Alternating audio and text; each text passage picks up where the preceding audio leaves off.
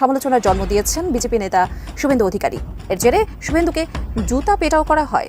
দর্শক, শুভেন্দু অধিকারীকে জুতা পেটা করতে সাধারণ জনতা। শুভেন্দু অধিকারী দৌড়ে পালাচ্ছে প্রাণ বাঁচাতে। পশ্চিমবঙ্গে এই মুহূর্তে তুলপাড়।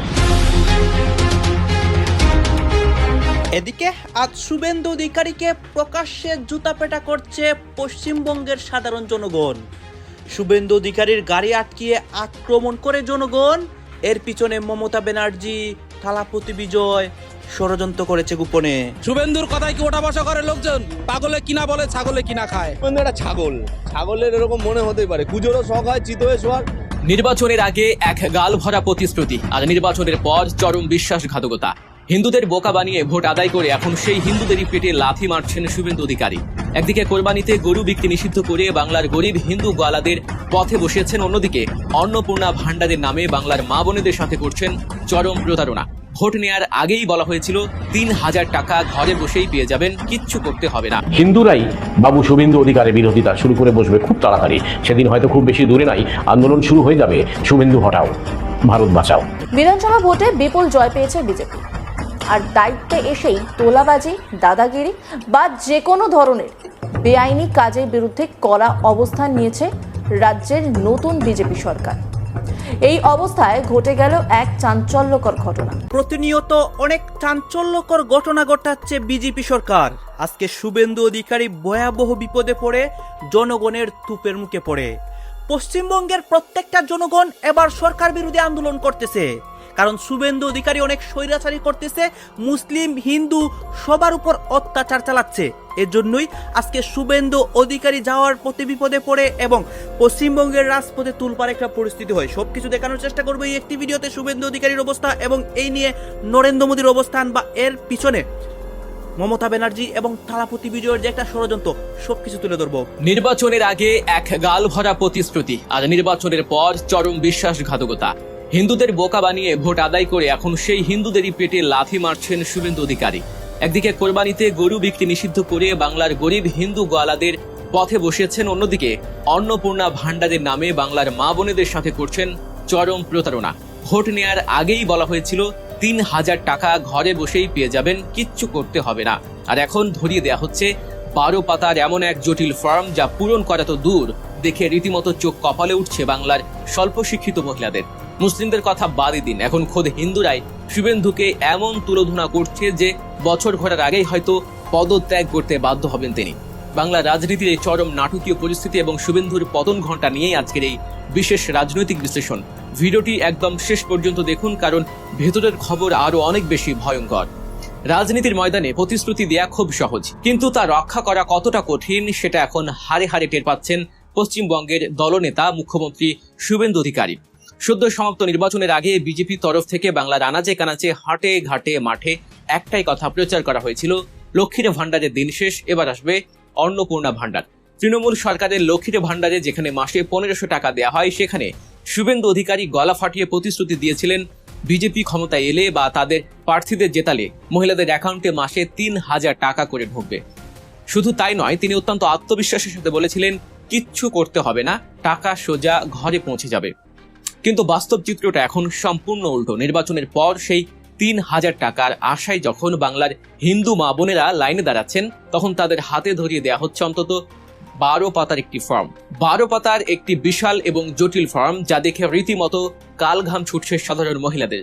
লক্ষ্মীর ভান্ডারের ফর্ম যেখানে মাত্র ১ পাতার এবং অত্যন্ত সহজ, সেখানে অন্নপূর্ণা ভান্ডারের এই ফর্মে চাওয়া হচ্ছে এমন সব তথ্য যা পূরণ করা গ্রামের একজন স্বল্প শিক্ষিত বা অশিক্ষিত মহিলার পক্ষে কার্যত অসম্ভব। কি নেই সেই ফর্মে? আবেদনকারীর মহিলার পূর্ণাঙ্গ আধার তথ্য, ব্যাংক অ্যাকাউন্টের বিস্তারিত বিবরণী, ব্যাংকে কত টাকা জমা আছে তার পুঙ্খানুপুঙ্খ হিসাব, স্বামীর সম্পূর্ণ পরিচয়পত্র, সন্তানদের জন্ম সনদ, শিক্ষাগত যোগ্যতা, এমনকি নাতি নাতনি থাকলে তাদেরও তথ্য চাওয়া হচ্ছে। এখানেই শেষ নয়, গোটা পরিবারের ৩ প্রজন্মের বায়োমেট্রিক বা আর্থিক তথ্য চাওয়া হচ্ছে এই ফর্মে। এখন স্বাভাবিকভাবে প্রশ্ন উঠছে, মাত্র ৩,০০০ টাকার জন্য কেন একজন মহিলা তার গোটা পরিবারের এত গোপন ও ব্যক্তিগত তথ্য সরকারের বা কোনো রাজনৈতিক দলের হাতে তুলে দেবেন? রাজনৈতিক বিশ্লেষক এবং সাইবার বিশেষজ্ঞরা এর মধ্যে এক গভীর ষড়যন্ত্রের গন্ধ পাচ্ছেন। এই ১২ পাতার ফর্মের আড়ালে কি সাধারণ মানুষের ব্যক্তিগত ডেটা হাতিয়ে নেওয়ার কোনো ফাঁদ পাতা হয়েছে? এই বিপুল পরিমাণ ডেটা যদি কোনো অসাধু চক্র বা সিন্ডিকেটের হাতে পড়ে, তবে তা দিয়ে বেনামি সিম কার্ড তোলা, ব্যাংক জালিয়াতি বা অন্য যে কোনো বড় ধরনের সাইবার ক্রাইম করা খুব সহজেই সম্ভব। সবচেয়ে বড় কথা, এই ফর্ম পূরণের জটিলতা আসলে একটি সুপরিকল্পিত রাজনৈতিক চাল বা স্ট্যান্ডবাজি। শুভেন্দু অধিকারী এবং তার দল খুব ভালো করে জানে যে বাংলার গ্রামাঞ্চলের বেশিরভাগ মহিলাই এত জটিল ফর্ম পূরণ করতে পারবেন না, আর ফর্ম পূরণ করতে না পারলে টাকা দেওয়ার কোনো প্রশ্নই ওঠে না। অর্থাৎ প্রতিশ্রুতিও দেয়া হলো, আবার কৌশলে টাকা দেওয়ার দায় থেকেও মুক্তি পাওয়া গেল।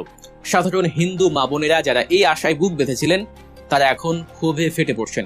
প্রকাশ্যে রাস্তায় দাঁড়িয়ে তারা বলছেন, আমরা মূর্খ, আমরা একটা অক্ষরও লিখতে জানি না, এই 12 পাতার ফর্ম কে পূরণ করবে? এ থেকে আমাদের ওই 1,500 টাকাই ভালো ছিল। যে মহিলারা পদ্ম ফুলে ভোট দিয়েছিলেন, আজ তারাই শুভেন্দুকে প্রতারক বলে গালিগালাজ করছেন। তারা বুঝতে পারছেন 3,000 টাকার লোভ দেখিয়ে আসলে তাদের আত্মসম্মান নিয়ে ছিনিমিনি খেলা হয়েছে। এই ক্ষোভ এখন শুধু গ্রামের মোড়ে মোড়েই সীমাবদ্ধ নেই, তা পৌঁছে গেছে রাজ্য রাজনীতির শীর্ষ স্তরে।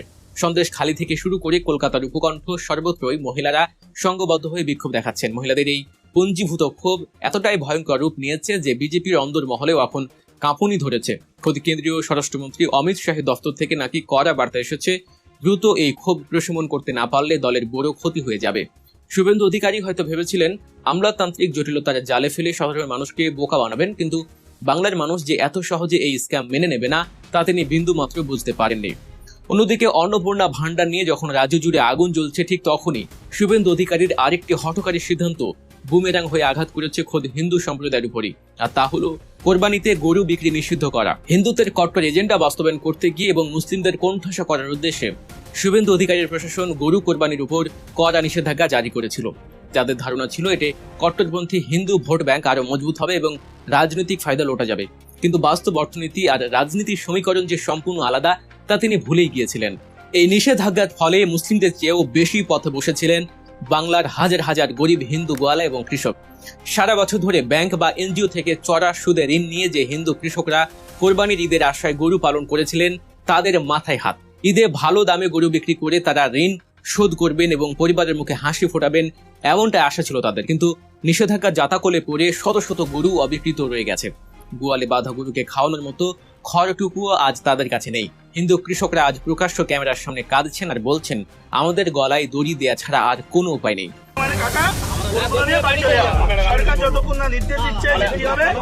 বিধানসভা ভোটে বিপুল জয় পেয়েছে বিজেপি, আর দায়িত্বে এসেই তোলাবাজি, দাদাগিরি বা যে কোনো ধরনের বেআইনি কাজের বিরুদ্ধে কড়া অবস্থান নিয়েছে রাজ্যের নতুন বিজেপি সরকার।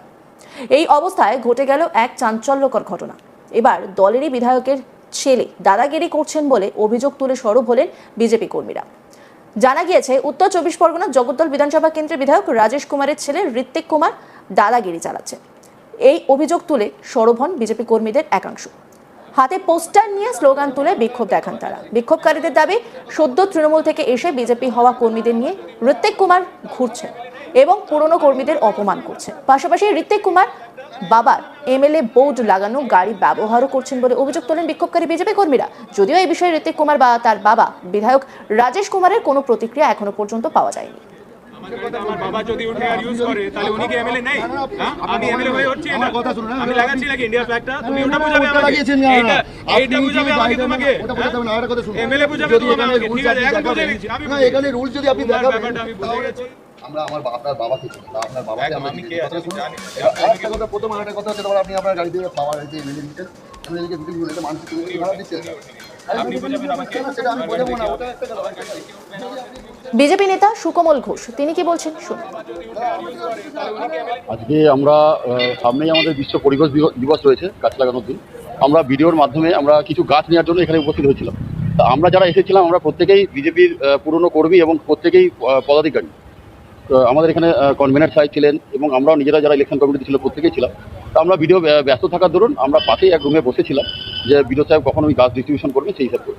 তো পরক্ষণে আমরা দেখতে পাই যে এমএলএ সাহেবের গাড়ি আমাদের বিডিও অফিসে ঢুকছেন।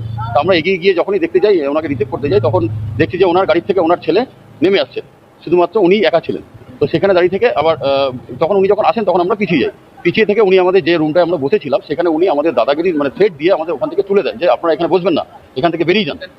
আমি জানি না ওনার কি ইচ্ছে রয়েছে, ওনার আমি বুঝতে পারিনি কেন আমাদের এরকম সাথে এরকম করলেন। আমরা তো ওনার বাবার জন্য আজকে, আমি 18 বছর ধরে রাজনীতি করি, আজকে এখানে পানপুরের মতো জায়গায় আমি জোর গলায় বলতে পারি যে বিজেপির মাটি তৈরি করেছি আমরা প্রত্যেকে, যতগুলো ছেলে রয়েছে সেখানে দাঁড়িয়ে থেকে ওনার বাবার জন্য যে কষ্টার্জিত ফলের ফসল আজকে উনি খাচ্ছেন, মানে পেয়েছেন উনি, সেই জায়গায় দাঁড়িয়ে থেকে উনি নিজের ক্ষমতা জাহির করার জন্য আমাদের ওখান থেকে বের করে দেন।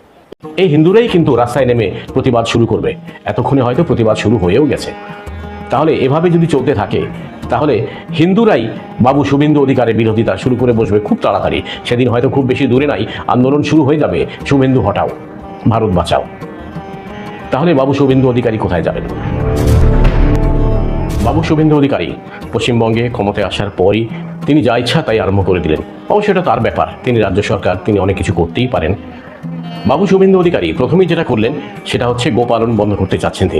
তিনি বোঝাতে চাচ্ছেন গরু আমাদের মা, গোমাতা, তাই তাকে হত্যা করা যাবে না, তাকে কোরবানি দেওয়া যাবে না। এগুলোই ছিল মুসলমানদের উপর একরকম নিপীড়ন করার শুরু মাত্র। আর তিনি বলেই দিয়েছেন যে ভারত শুধু হিন্দুদের রাজ্য।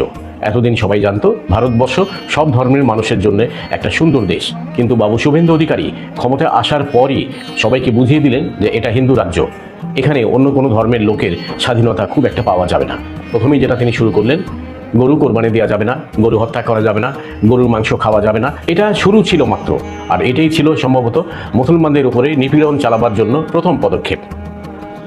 একটু ইতিহাস ঘাটলেই দেখা যাবে ভারতবর্ষ যখন স্বাধীন হয়েছে, এই স্বাধীনতার সঙ্গে যারা যুদ্ধ করেছেন ভারতবর্ষের জন্য, ভারতের স্বাধীনতার জন্য, তার মধ্যে মুসলমানরা কিন্তু যথেষ্ট এগিয়ে ছিল। সেই সময় একসময় শাসন করেছে মোগল সাম্রাজ্য, তারা সবাই কিন্তু মুসলিম ছিল।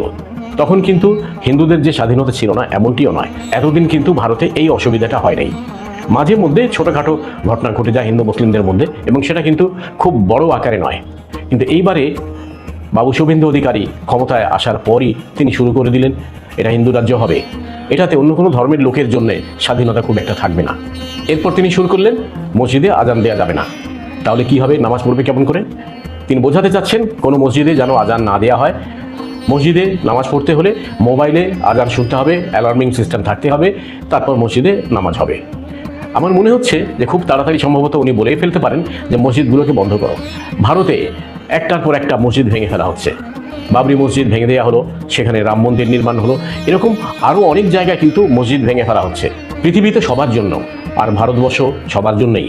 ভারত স্বাধীনতা পেয়েছিল প্রত্যেক ধর্মের লোকের জন্য স্বাধীনভাবে বসবাস করার একটা জায়গা। যদি বাবু শুভেন্দু অধিকারী ধরে নিয়ে থাকে যেটা শুধু হিন্দু রাজ্য, এটাকে হিন্দু রাজ্যই বানানো হবে, এখানে কোনো অন্য ধর্মের লোকের জন্য তেমন স্বাধীনতা থাকবে না, উনি অবশ্যই এই কাজটা ভুল করে যাচ্ছেন।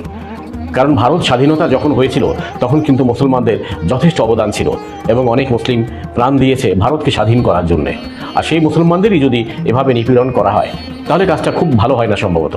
ভারতে যদি একটার পর একটা মসজিদ ভেঙে মন্দির নির্মাণ করা হয় বা মসজিদগুলো ভেঙে দেওয়া হয়, তাহলে একই কাজ কিন্তু পাকিস্তানে এবং বাংলাদেশেও হতে পারে। যেরকম ভারতে যদি মসজিদগুলো ভাঙা আরম্ভ হয়, তাহলে বাংলাদেশে হয়তো মন্দিরগুলো ভাঙা হতে পারে। রাজ্যে বিজেপি সরকার ক্ষমতায় আসার পরে একাধিক ঐতিহাসিক সিদ্ধান্ত নিয়েছে। সেটা রাজ্যে নতুন করে অনুপ্রবেশ বন্ধ থেকে শুরু করে, বাংলাদেশিদের উচ্ছেদ পর্ব থেকে শুরু করে, মহিলা সুরক্ষা এবং প্রাতিষ্ঠানিক দুর্নীতির ওপরে একাধিক পদক্ষেপ রাজ্য সরকার নিয়েছে। এবার নতুন করে জনসংখ্যা নিয়ন্ত্রণ নীতি আসতে চলেছে। সম্প্রতি রাজ্য বিজেপি সভাপতি শ্রমিক ভট্টাচার্য একটি স্টেটমেন্ট দেয়, এবং সেই স্টেটমেন্টের পরে রীতিমতো জল্পনা শুরু হয়েছে, তাহলে কি রাজ্যে নতুন করে জনসংখ্যা নিয়ন্ত্রণ বিল, সেই বিলকে আনতে চলেছেন মুখ্যমন্ত্রী শুভেন্দু অধিকারী। আপনারা জানেন পশ্চিমবঙ্গ ছাড়া আমরা যদি বাকি স্টেটগুলোতে যাই, যেগুলোতে বিজেপি শাসিত রাজ্য রয়েছে, যেরকম আসাম রয়েছে, উত্তরপ্রদেশ রয়েছে, এই সমস্ত জায়গাতে অলরেডি জনসংখ্যা নিয়ন্ত্রণ বিল নিয়ে আসা হয়েছে, এবং সেখানে একটি বড় পলিসি নিয়ে আসা হয়েছে যে দুটোর বেশি যদি কারোর সন্তান থাকে তাহলে সেক্ষেত্রে সরকারি চাকরি পরবর্তীকালে পাওয়ার ক্ষেত্রে সমস্যা আসতে পারে। সো ডিটেলস এই ভিডিওতে দেখার চেষ্টা করবো এই জনসংখ্যা নিয়ন্ত্রণ নীতি বা বিলগুলো কি জিনিস, কি এই বিলের মধ্যে নিয়ে আসার চেষ্টা করা হচ্ছে, বিজেপি শাসিত বাকি রাজ্যগুলোতে কি পলিসি নিয়ে আসার চেষ্টা হচ্ছে, সমস্ত কিছু থাকবে এই ভিডিওর মধ্যে। ভিডিওটা ভালো লাগলে মাস্ট লাইক করে দেবেন, চ্যানেলটাতে নতুন হয়ে থাকলে সাবস্ক্রাইব করে দেবেন, এবং এরকম ইনফরমেটিভ ভিডিও পাওয়ার জন্য এই চ্যানেলটার সঙ্গে জুড়ে থাকতে ভুলবেন না। তো চলুন শুরু করা যাক। দেখুন এখানে আপনারা নিউজ দেখতেই পাচ্ছেন, আর গন্ডায় গন্ডায় বাচ্চা নয়, বাংলায় 2 সন্তান নীতি চালুর জন্য রাজ্য সরকারের কাছে প্রস্তাব পাবলিশ করা হলো।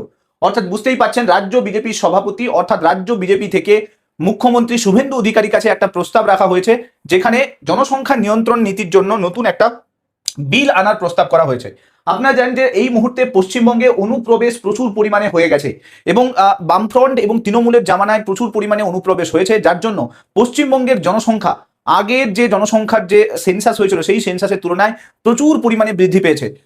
এখানে ডিটেলসে বলা হয়েছে যে পশ্চিমবঙ্গের জনসংখ্যা প্রায় 10 কোটির কাছাকাছি কিন্তু চলে গেছে।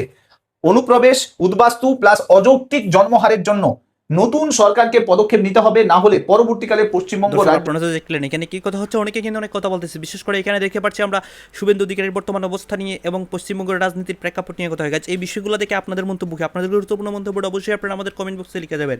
সর্বশেষে আপনাদের কাছে আমাদের একটা রিকোয়েস্ট থাকবে, আপনারা আমাদের চ্যানেলের দর্শক হয়ে থাকলে চ্যানেলটি সাবস্ক্রাইব করবেন এবং পাশে থাকা বেল বাটনটি বাজাবেন, যাতে করে নেক্সট ভিডিওটা সবার আগে আপনাদের কাছে পৌঁছে যায়। ধন্যবাদ।